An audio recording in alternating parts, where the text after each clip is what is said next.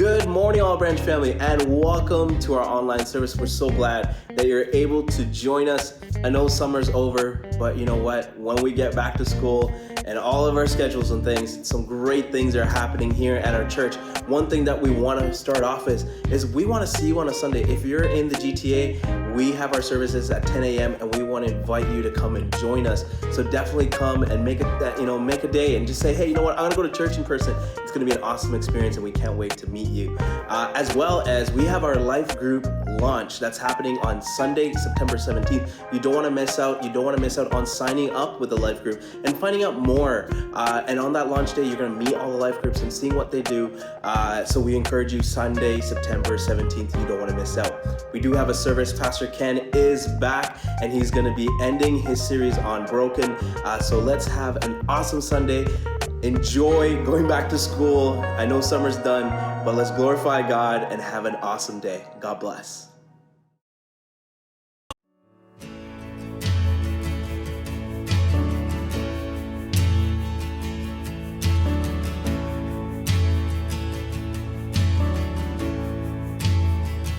I believe that the blood of Jesus washes white as snow. I believe that the power of the gospel makes the broken whole. I believe that the curse of sin was broken when they rolled away that stone.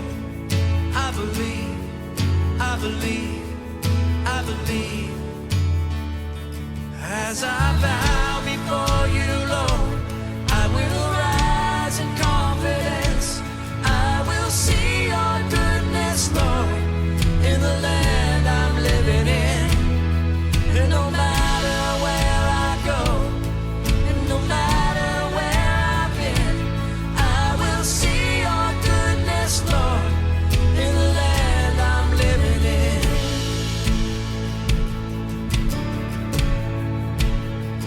I believe that the walls will start falling when we fall down on our knees. I believe that the lame will go walking in the blind are gonna see. I believe that the gates of hell will tremble when the church begins to say, I believe, I believe, I believe. As I bow before you, Lord, I will rise in confidence. I will see your goodness, Lord, in the land I'm living in.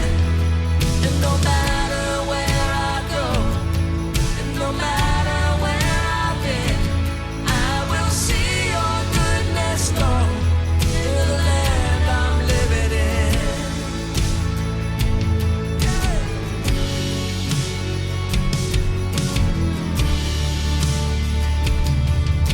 Sing it to the daughters, sing it to the sons, to every generation. Look at what the Lord has done. Sing it to the darkness, that the light has come. Sing it to the nations. Look at what the Lord has done. Sing it to the daughters, sing it to the sons, to every generation. Look at what the Lord has done. Sing it to the darkness, that the light has come. Sing it to the nation. Look at what the Lord has done.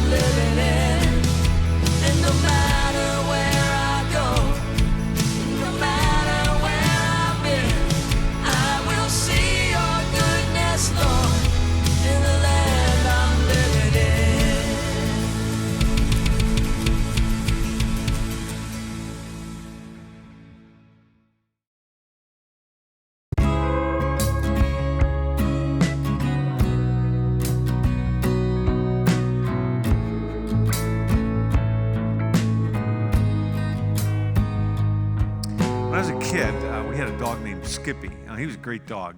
But one of his most frustrating qualities was that he would go off on these like 2 or 3 or 4 day jaunts. We had no idea where he was, except that, some of the female dogs in the neighborhood started having puppies, and we had our suspicions.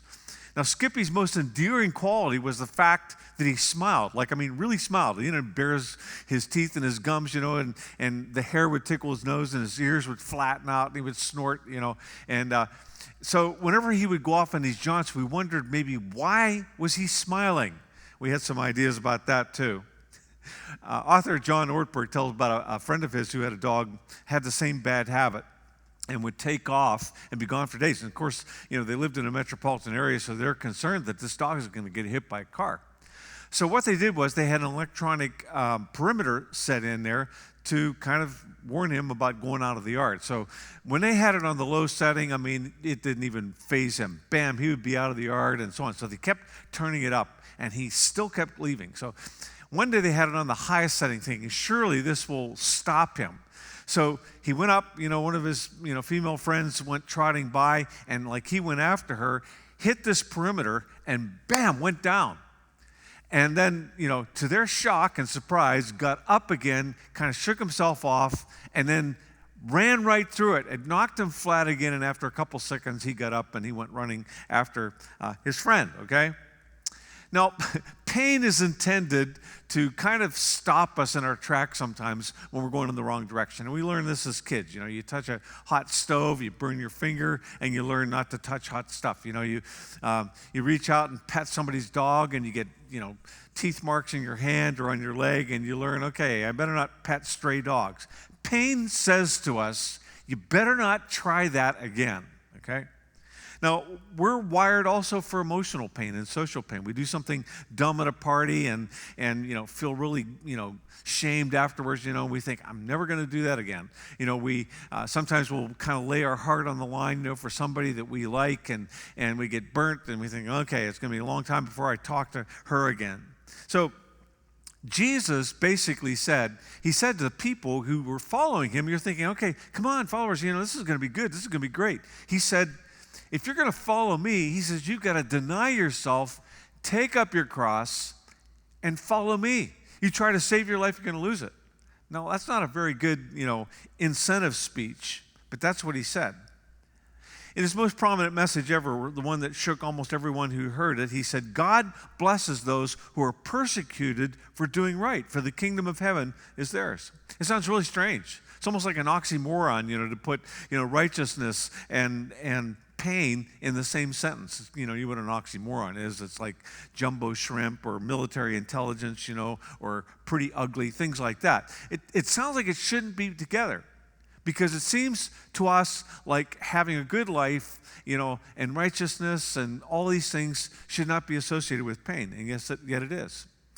Specifically, Jesus said, God blesses you when people mock you and persecute you and lie about you and say all kinds of evil things against you because you are my followers. And then this, be happy about it.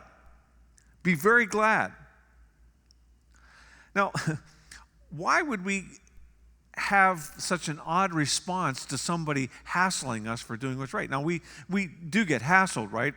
But why would we have such an odd response? Well, he goes on, for great reward awaits you in heaven. And remember, the ancient prophets were persecuted in the same way. So we've been in this series called Broken, when life rocks your world. And we've been talking about all kinds of pain. We've been talking about, the kind of pain that, was caused when COVID came through and everything was put on hold for a couple of years. We talked about, the stuff that we go through with rejection and suffering and shame and just all of those kinds of things, which tend to be outside of us. And then we come into this thing where Jesus talks about something that seems so odd. Be glad when people persecute you.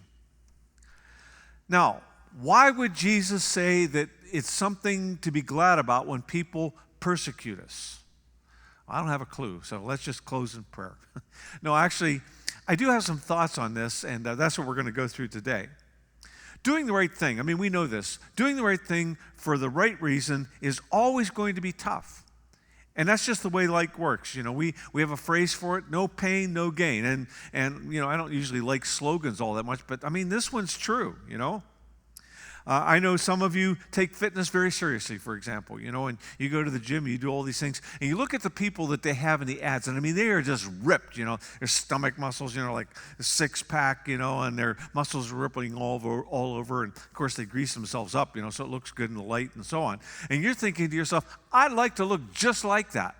Now, if you talk to these people from the ads, what you'd find out is, okay, this is my full-time job, looking like this. And before I get my picture taken, I starve myself for 2 days, to get any excess fat off of there so that all this stuff will shine, If you've ever built anything, and so on, that something great with your life, you know that, man, there's sacrifice involved. It's always, to do something great, there's always sacrifice involved, You get up when you'd rather sleep, You study when you'd rather goof off. You make peace when you'd rather just, go on with it and not worry about what people think. You shut up when you'd rather mouth off. These are the kinds of disciplines that it takes to accomplish anything great. You want to instead of saving up and looking to the future, you want to just, go to Amazon or go to Costco or go to the car dealership, because it's always tough to go uphill. And that's what it takes to accomplish anything great.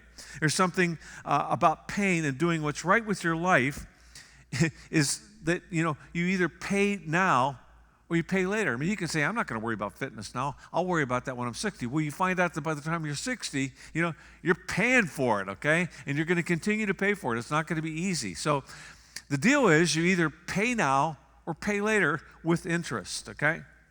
Now, that's just the real world. That's the way it works in just about any part of life. Doing the right things, the things that take character, is tough. But that's not what Jesus is talking about. Jesus is talking about people who do the right thing and show courage and value his kingdom and get hammered for it. And then there's part of them inside that's okay with that. Word persecuted means to be chased down, to be personally attacked, to be rejected and slandered and even humiliated. Where you have a parent or you have a spouse or somebody in your life that says, I think you're whacked. Like, I think you fell on your head one too many times. Like, you never were the sharpest knife in the drawer, and now we know it by what you're choosing. This is just dumb. It doesn't feel very good. Jesus said if you get chased down, harassed, and hassled simply for doing the right thing for you and for others and for Jesus, you're blessed. You're blessed. Now, we understand this at some levels, right? We look at Martin Luther King Jr., and that's exactly what happened to him. And he got hammered, he got thrown into jail, he got beaten up, they had the dog sicked on him because he stood up for what was right and was willing to do it no matter what it cost, and it cost him his life. Years ago, a guy by the name of Richard Wurmbrand, who was a citizen of Romania and was a pastor and was thrown into prison because of his faith in Jesus, suffered horrible torture. He wrote a book called Tortured for Christ. They used to beat their hands with these rubber truncheons. He said one time, they served him human feces and urine for communion. And it was just, he went through horrible stuff. Now, do you look at people like this and say, I feel so sorry for them? I mean, oh, my poor person. Why would they do something like that? Well, typically, we admire them. I mean, I look at people like that and I think, man, I wish I had courage like that, because we admire them. I'd like to be more like that. Jesus said that he came to establish a kingdom. And it's going to be in opposition to the kingdom of this world. It's going to be very different than anything that everybody's seen. It's an extraordinary kingdom. It's going to ultimately set people right with God. And it's going to set things right with God. And there's going to be justice and there's going to be fairness in this world. Jesus said this kingdom is like a rare jewel that somebody goes out and sells everything that they have to find it. Somebody, sees a treasure in a field and they sell everything they have to buy the treasure in the field. He says, it's like that. It's that valuable. It's that good. And the people who go after it, the people who pursue the kingdom, are probably going to get chased down. They're probably going to get humiliated. They may lose their lives. A lot of them did. And it's true. Every time somebody wants to change something that's wrong, whether it's slavery or child labor or, refusing voting rights to women, they've gotten hammered for it. And here's what I know. You know this too. The opposition to this kingdom that Jesus is, like, this wasn't back in Roman days. This wasn't back, when Jesus was still, doing Galilee and stuff like this. It's going on right now. And it's been pretty mild up until this time, and I think we're starting to see the edges of it come out. Let me just give you one example. The word tolerate used to mean having sympathy for or accepting the beliefs and practices of somebody else that differ from your own. Just accepting the fact that they are like that. It's changed now, though. The word tolerance means, everybody's right and nobody's wrong. And if you say they are, you're intolerant. And you are likely going to suffer something for it. And I'm telling you, it started now, and it probably will continue. And so that's why we need to understand what Jesus is saying here and live it out. If you're in politics, or if you're involved in the school system and you see something slimy going on and you call it out, you're probably going to get hammered for it. If you want a career in science, like you want to be the head of a science department at a university, you better not talk about believing that God made the whole thing, okay? Because I had a friend who was basically applied for the job of being the head of science at Guelph University, okay? And he was the most qualified for the job, but he didn't get it because they found out that he actually believed in Jesus. And that made all the difference. And it's just subtle right now. It's not overt. But you have to understand this is nothing new. It's happening in lots of places around the world. And in fact, there are places in the world where you can't get a job if you're a Christian. There are places in the world where if you go public and say that you're a follower of Jesus, you might lose your life. Because persecution right now at this time in history is worse than it's been since Christianity first started. So we have to just understand that. And that's the way it's happened. And they said all kinds of stuff about the first Christians. They were accused of being cannibals because they talked about communion as eating the body and blood of Christ. They were accused of incest because the Christians were calling each other brother and sister. Nero started a fire that burned down most of Rome and then blamed it on the Christians and then slaughtered them for it. And so what's happening is when a culture is going swiftly in a certain direction, if you stand up against it in any way, you're going to be noticed and probably in the wrong way. Kind of like a rock in the middle of a stream. I mean, if it's just a pond, with slime on it, nobody cares if there's a rock in it. But when a stream is going downhill and it's hitting this rock and you see, spurts of water shooting up because it's hitting this rock, the point is get the rock out of the way, push it to the side, push it downstream. And that's kind of what's going on, I believe, with following Jesus. So here's the deal, okay? Following Jesus, if you want to follow Jesus as he called us to, in terms of making a difference, in terms of restoring justice and restoring order and having people have their lives made right with him and making peace and restoring the kingdoms of this world to their rightful owner. It is going to take notice. It's going to create getting noticed for it in the wrong way, and you may have to pay a price. Now, let me just do a disclaimer here. Sometimes people in our world system do this for the wrong reasons, okay? And they do stuff that's relationally intelligent. You've probably seen somebody standing out on a street corner, and with a bullhorn telling people that they're going to go to hell and turn or burn, and just all this kind of stuff, holding up, signs that say who God hates and who he likes and so on. And of course, the ones he likes would be them, the ones that are holding up the signs. Now, here's the deal, okay? Jesus never said to do that. Jesus never did that himself.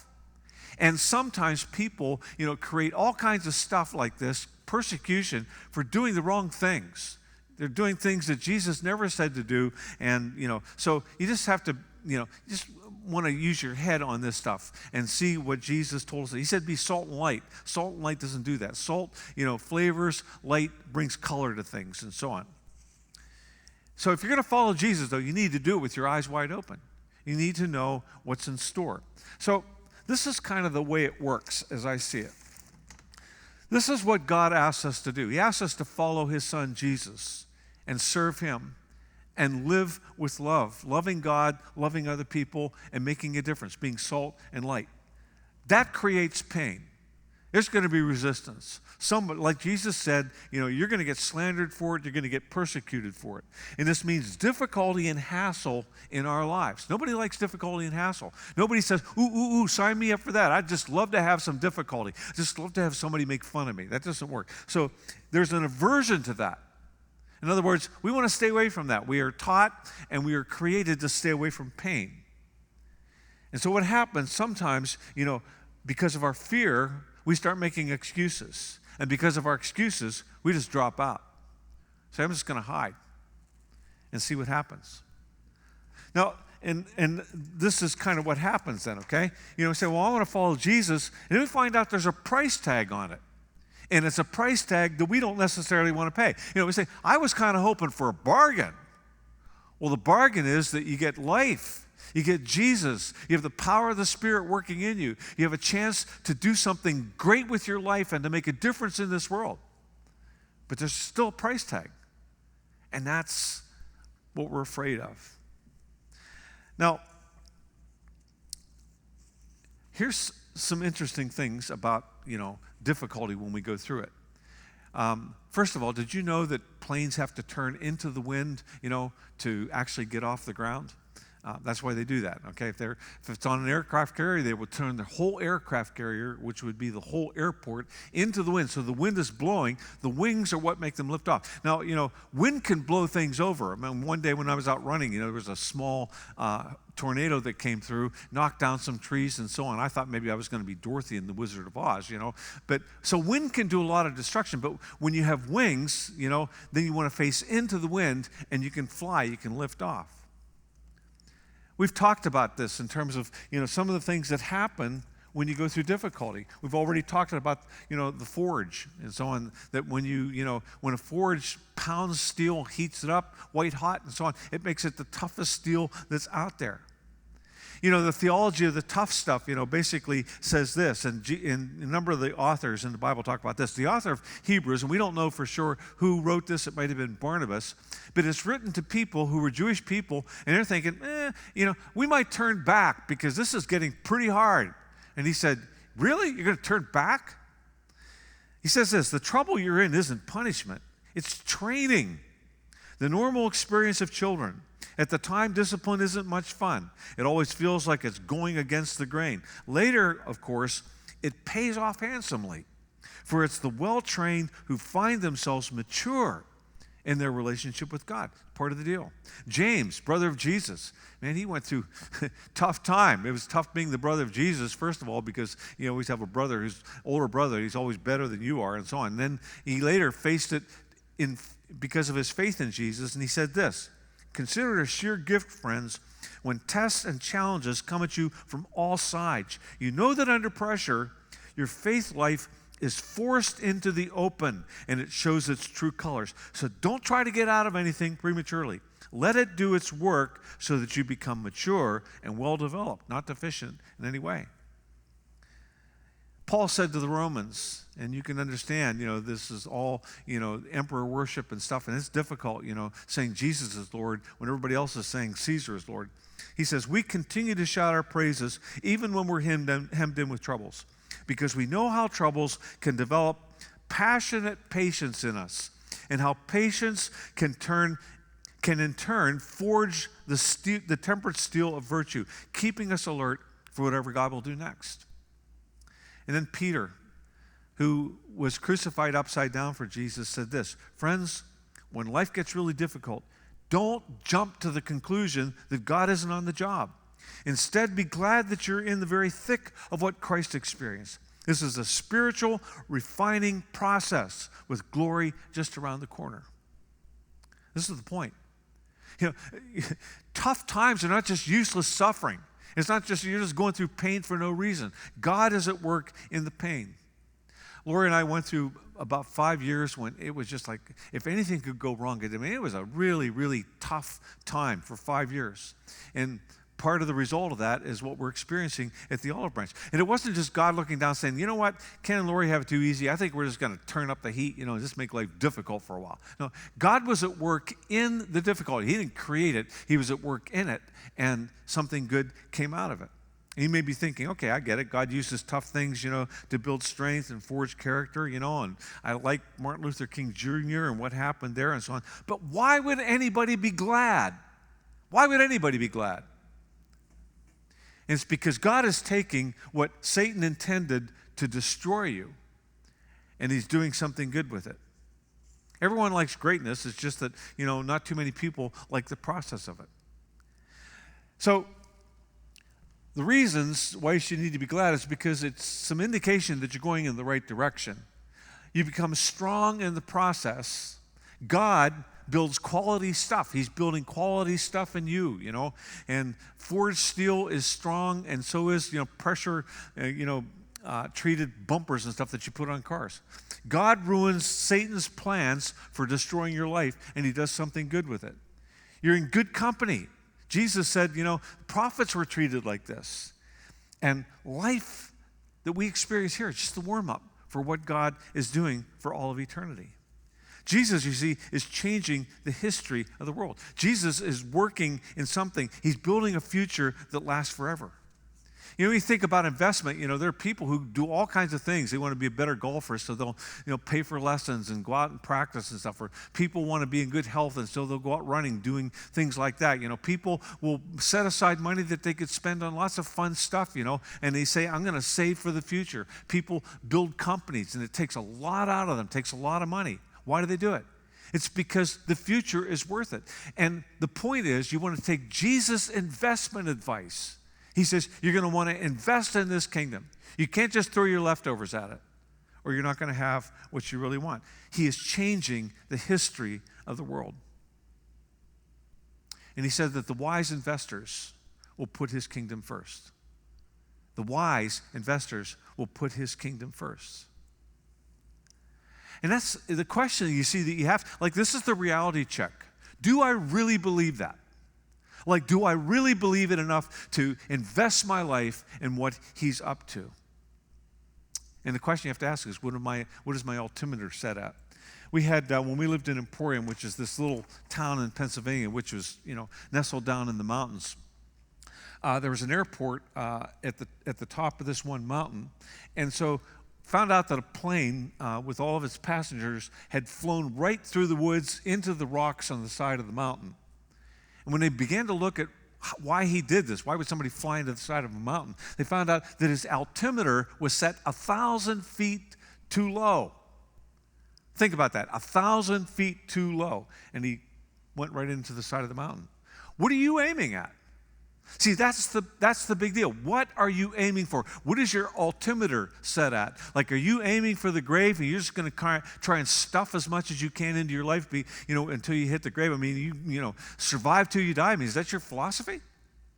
Jesus said you want to aim higher than that, because this life that we experience is just a dot in all of eternity. You want to aim higher than that. Some of you right now are in forge time, I think. And it's hot, and you feel like you're getting pounded, and you're not sure that you can make it. Sometimes forge time is caused by family or friends who think that your faith in Jesus is not just a little weird, it's a lot weird. And it's too exclusive. You're not open-minded. You're going through forge time. Sometimes it comes at work. You have people at work that are giving you a hard time. It can come really almost from anywhere. I mean, I had a friend once whose wife was not a believer in just about anything, and it was just really, really hard for him to live out his faith in Jesus Christ. And if you're on the forge, you need to know a few things. First of all, you need to know forge isn't going to last forever. It may last for a while, it may last for longer than you like, but believe it or not, God is at work even in the hearts of the people who are heating things up, turning up the heat, pounding you. Paul, if you'll remember, he was the one, his story starts coming to light when he's standing there and they're braining Stephen with all these rocks, and he's saying, Jesus, into your hands I commit my spirit, forgive the people who are doing this. Paul watched all of this, and it looks like he's callous, looks like he's glad it's all going on, and he went on and he persecuted the church. But I think that image stuck with him, and it eventually drove him to his knees, especially when he met Jesus. And he changed the world. I can't really say that I've gone through much persecution in my life. I mean, yeah, you get the occasional stuff, when you work and so on. But the one thing that comes to mind is this kid I had in high school. His name was Phil. And I'm telling you, he found out that I was a preacher's kid, found out that I was a believer in Jesus. And, man, it was like every class I was in with him, he would mock me, and he would, just like he was trying to make my life miserable. And I wasn't like much into, I'm okay being persecuted and stuff. Like, I wanted to rip his head off, I was angry. One night, he showed up at a Sunday evening service at our church. Now, if you don't know what Sunday evening services are, they're like Sunday morning, only worse. So my dad did a chalk talk that night, and I'm thinking, oh no. So he would speak, and then he would illustrate the message with chalk. Kind of a way, way, way, way better version of this, okay, when it came to what he did. So I'm thinking, oh my word, I'm going to get nailed at school on Monday morning. So Phil comes up to me, so he's sitting there with all his friends. He comes up to me, and he has tears in his eyes. And he says, I think your dad was talking to me. Now, I can't say that much changed, and that happened, and I pretty much forgot about it. About 15 years later, I had to do a really difficult funeral for this little boy who'd gotten killed in a farming accident. So after the service, I'm sitting in my office, I get a phone call, and the guy on the other side said, hi, Ken, this is Phil Conklin. Remember me? I said, oh, yeah, I remember you. He says, I was at the funeral. I found out that he's a pastor at a church about 20 miles down the road from me. And we talked, and I thought, oh, my word, who would ever think that this would happen? But Phil had given his life to Jesus Christ. Not too long ago, he spoke at a camp that I had been a part of, and so on. There was a bunch of people there, and talked about how my life had somehow made an impact on his life. I can't understand why that would happen, because I wasn't even in that mode. Phil and his wife just recently retired from over 40 years of ministry as a pastor. It's astounding what God does. There's something else. Process is awful, but it accomplishes something good. You've probably seen the Buckley's, cough syrup commercials, taste awful, but it works, okay? See, God is the only one I know who is powerful enough to take something that is really awful, really difficult, totally twist what the devil wants to do with it, and change it over to make things better in our lives and in the lives of other people. I mean, I don't even think I have to ask you this question. When have you grown most? Has it been, when the sun's shining, and sky is blue, and fish are jumping, and, mama's pretty and dad's rich? I mean, no, those aren't the times when we grow. We're going downstream in those times. It's when we're going upstream, when we have to fight for every inch, and we feel like we're getting swept back, 2 yards for every yard that we actually get up the stream. Paul tells us in his letter to the Philippians that God, who began the good work in you, like he's begun something good in you, and he's going to complete it. But you have to let him do that. One more thing that Jesus tells us to remember when we suffer, we're walking with the giants. We really are. Jesus said, and remember the ancient prophets were persecuted in the same way. See, you and I have the same heritage. We don't come from a bunch of weenies. We don't come from wimps, from people who whine and give up and run the other way, because life isn't going to be comfortable when the heat turns up, and it's time to do the right thing. People of God have always had to pay a price to do what is right and to follow Jesus, and we are no different. And I want to ask you a question. This is really, really important for you to answer. What is the next right thing for you to do? What is the next right thing? Whatever the cost. Some of you have done really well for yourselves, and you've done the right thing financially for your career. Some of you have experienced radical surgery, and you've come out of it, and it's been tough. But what I'm asking is, what is the next right thing for you to do with your life? For some of you, it's getting off the fence. Like you've been, dabbling around with Jesus for years, and it's time to decide, like, I'm going to follow Jesus. You've been nibbling around the edges. For some of you, it's a moral decision you got to make. Like you're maybe kind of waiting for Jesus to say that what you're doing is okay when you know it's not. And it's time to do what is right. For some of you, the next right thing relates to the issue of forgiveness. And the right thing for you to do is humble your pride Forgive the person who hurt you and just start working at making peace with them. Or starting, whether it's a friendship or work. To do the right thing might be for you remembering what you promised the day that you got married. Or what you promised to do when you held your child and said, God, I dedicate my child to you and I dedicate myself to you for helping them to become the person they're supposed to be. For some of you, I think the next right thing is to engage. When COVID hit and so on, you got a little bit of difficulty there, and life was difficult and so on, and you kind of put your faith off to the side, and it's kind of like now it's about you. It's about, making your life comfortable and easy and convenient. And the right thing for you to do is to re-engage in what Jesus is up to in this world. For some of you, the next right thing to do is to honor God with your finances, to understand that what you have, part of it belongs to Him because He's given you everything that you have. What is the next right thing for you to do? No matter what it costs. Even if you go through hassle, even if somebody makes fun of you, what's the next right thing? Because you see, we have come from a line of people who've lived now over these past 2,000 years who've done the right thing. In the southwest corner of Quebec City, there's a statue of a man named Guillaume Couture. And we found out that he's actually Lori's, my wife's great, something like 17 times over grandfather, okay?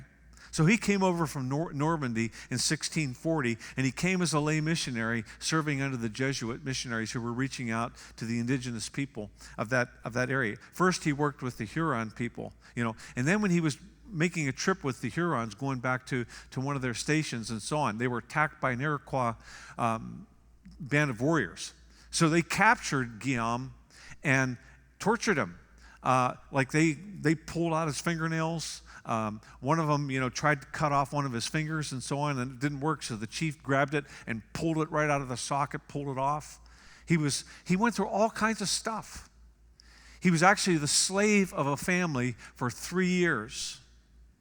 And then over time, he gained a reputation of being somebody that they could trust. He was on the Iroquois, band of people who were negotiating with the Europeans of that day and so on. He became the governor of the area, and he was a great man. But man, oh man, he went through persecution, and he did it because of Jesus. Because of Jesus. And that's not unusual. Christianity has survived, Roman emperor worship. It's survived, spiritual fiascos and corruption in the Roman church in the Middle Ages. It's survived humanism and communism and the cynicism of what we now experience in a post-Christian culture. Jesus' church is still out there, powerfully changing the world. People who have committed themselves to see His kingdom come. Christians, people who would call you their brother or their sister, have been dipped in wax and lit as candles in gardens, and they've been crucified and beheaded and dressed in sheepskins and thrown to wild dogs, and they've been beaten with sticks, and they've been gutted and left to rot in the jungle. They've been raped and imprisoned and machine-gunned into ditches. And they've been starved and brainwashed and had burning bamboo shoots shoved up their nails, under their fingernails. They've watched their families get tortured and butchered. They've had their tongues cut out and had their eyes put out. And yet, if you were to walk through the Roman cathedrals or walk through the Roman catacombs where they actually had to meet, basically the underground graveyards for services, you'd see the ichthus. Jesus Christ, Lord of all, Savior of the world. You'd read the books that have been stained with their blood. You'd see the incredible courage that they lived with, believing that whatever they went through for Jesus was worth it. And they're watching us. Whoever wrote the book of Hebrews tells us in Hebrews chapter 12, he says these people were like filling the stadiums. And they're watching us as we run. They're watching us as we live our lives. And they're cheering us on. They're saying, go for it. Don't hold back. Don't chicken out. Don't, go hide in some room someplace. Stay in the game. Get involved. And they're rooting for you. They want you to be great. They want you to live for Jesus. They want to see this kingdom project that they started working on. They want to see it completed. And Jesus' word to you, and his word to me and to us as we take on the forge time, and as the heat gets turned up and as the pressure is on, is please don't give up. I'm at work in this situation. You don't feel it and you don't see it, but something good is happening at the core of your life. Let it happen, and I will be with you to the very end. And he keeps his promises. Let's pray. God, we know you're great. We know that we live at a time in history when things are beginning to turn, things are beginning to change. Help us to have the courage to live for you. Help us to rejoice and be glad. Help us to realize that we are walking with great people who've gone before us. Help us to not chicken out, but to live out our faith, live out what we believe is true and real. In Jesus' name, amen. And may God go with you. May he give you strength at the core of who you are. May you live with courage. And may you find the blessing that he promised to people who get hunted down, who get pushed aside, who get made fun of. God bless you.